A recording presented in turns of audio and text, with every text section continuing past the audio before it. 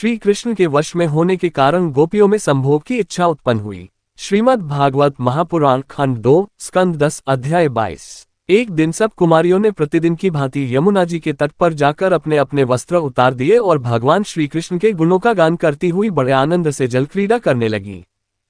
भगवान श्री कृष्ण सनकादि योगियों और शंकर आदि योगेश्वरों के भी ईश्वर हैं। उनसे गोपियों की अभिलाषा छिपी न रही। वे उनका अभिप्राय जानकर अपने सखा ग्वालबालों के साथ उन कुमारियों की साधना सफल करने के लिए यमुना तट पर गए। उन्होंने अकेले ही उन गोपियों के सारे वस्त्र उठा लिए और बड़ी फुर्ती से वे एक कदम के वृक्ष पर चढ़ गए।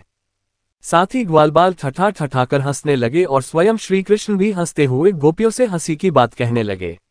अरे कुमारियों, तुम यहाँ आकर इच्छा हो तो अपने अपने वस्त्र ले जाओ। मैं तुम लोगों से सच सच कहता हूँ, हंसी बिल्कुल नहीं करता। तुम लोग व्रत करते करते दुबली हो गई हो। ये मेरे सखा ग्वालबाल जानते हैं कि मैंने कभी कोई झूठी बात नहीं कही है। सुंदरियों, तुम्हारी इच्छा हो तो अलग अलग आकर अपने अपने वस्त्र ले लो या सब एक साथ ही आओ, मुझे इसमें कोई आपत्ति नहीं है। भगवान की यह हंसी मस्खरी देखकर गोपियों का हृदय प्रेम से सराबोर हो गया। वे तनिक से कुचाकर एक दूसरी की ओर देखने और मुस्कुराने लगी। जल से बाहर नहीं निकली। जब भगवान ने हंसी हंसी में ये बात कही तब उनके विनोद से कुमारियों का चित्त और भी उनकी ओर खींच गया।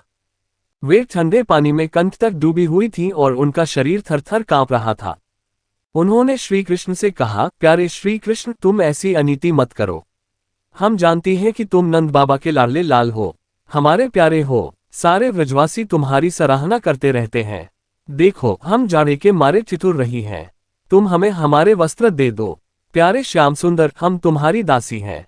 तुम जो कुछ कहोगे उसे हम करने को तैयार हैं। तुम तो धर्म का मर्म भली भांति जानते हो। हमें कष्ट मत दो, हमारे वस्त्र हमें दे दो, नहीं तो हम जाकर नंद बाबा से कह देंगी। भगवान श्री कृष्ण ने कहा, कुमारियों, तुम्हारी मुस्कान पवित्रता और प्रेम से भरी है। देखो, जब तुम अपने को मेरी दासी स्वीकार करती हो और मेरी आज्ञा का पालन करना चाहती हो तो यहाँ आकर अपने अपने वस्त्र ले लो। वे कुमारियां ठंड से ठिठुर रही थीं, कांप रही थीं। भगवान की ऐसी बात सुनकर वे अपने दोनों हाथों से गुप्त अंगों को छिपाकर यमुना जी से बाहर निकली। उस समय ठंड उन्हें बहुत ही सता रही थी। उनके इस शुद्ध भाव से भगवान बहुत ही प्रसन्न हुए। उनको अपने पास आई देखकर उन्होंने गोपियों के वस्त्र अपने कंधे पर रख लिए और बड़ी प्रसन्नता से मुस्कुराते हुए बोले, अरे गोपियों, तुमने जो व्रत लिया था उसे अच्छी तरह निभाया है, इसमें संदेह नहीं। परंतु इस अवस्था में वस्त्रहीन होकर तुमने जल में स्नान किया है, इससे तो जल के अधिष्ठात्र देवता वरुण का तथा यमुना जी का अपराध हुआ है। अतः अब इस दोष की शांति के लिए तुम अपने हाथ जोड़कर सिर से लगाओ और उन्हें झुककर प्रणाम करो, तदनंतर अपने अपने वस्त्र ले जाओ। भगवान श्री कृष्ण की बात सुनकर उन व्रजकुमारियों ने ऐसा ही समझा कि वास्तव में वस्त्रहीन होकर स्नान करने से हमारे व्रत में त्रुटि आ गई। अतः उसकी निर्विघ्न पूर्ति के लिए उन्होंने समस्त कर्मों के साक्षी श्री कृष्ण को नमस्कार किया, क्योंकि उन्हें नमस्कार करने से ही सारी त्रुटियों और अपराधों का मार्जन हो जाता है। जब यशोदानंदन भगवान श्री कृष्ण ने देखा कि सब की सब कुमारियां मेरी आज्ञा के अनुसार प्रणाम कर रही हैं, तब वे बहुत ही प्रसन्न हुए। उनके हृदय में करुणा उमड़ आई और उन्होंने उनके वस्त्र दे दिए।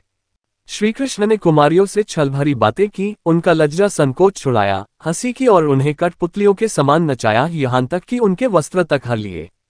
फिर भी वे उनसे रुष्ट नहीं हुई। उनकी इन चेष्टा उनको दोष नहीं माना, बल्कि अपने प्रियतम के सिंह से वे और भी प्रसन्न हुई। गोपियों ने अपने अपने वस्त्र पहन लिए, परंतु श्री कृष्ण ने उनके चित्त को इस प्रकार अपने वश में कर रखा था कि वे वहां से एक पग भी न चल सकी। अपने प्रियतम के समागम के लिए सचकर वे उन्हीं की ओर लजीली चितवन से निहारती रहीं।